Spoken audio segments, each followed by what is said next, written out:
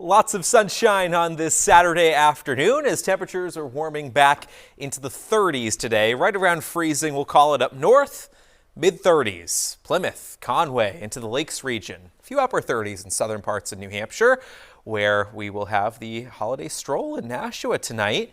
Starts at 4 o'clock, a mix of sun and clouds. Temperatures in the 30s will cool back into the 20s, so probably be a good idea to have a jacket, hat, and gloves handy for you tonight.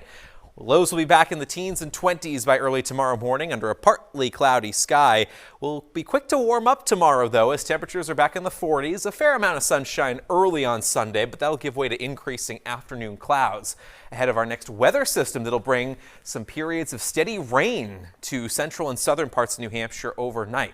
Now, initially, there could be some wet snowflakes flying in the higher elevations of the Monadnock region into the upper valley. But even there, I think it changes over to rain pretty quickly during the wee hours of Monday morning. We'll hang on to snow the longest in extreme northern parts of the Lakes region, the White Mountains and the Great North Woods, where there could be some minor snowfall accumulations before the system starts to pull away by Monday morning. Could be some wet roads in time for the Monday morning commute, but otherwise, the weather on Monday looks to feature some improvements as temperatures warm back into the 40s on Monday afternoon.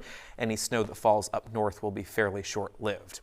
Quick dusting to maybe an inch of snow for places like Hillsborough and Antrim up into, say, the Lake Sunapee region. Most of the snowfall accumulation with this will take place say from Plymouth and Campton up into Lincoln, Woodstock, and over on the other side of the White Mountains in Conway, Jackson, Glen. There could be an inch or two of snow there, but any amounts over 2 inches will really be reserved for some of the higher elevations of the White Mountains.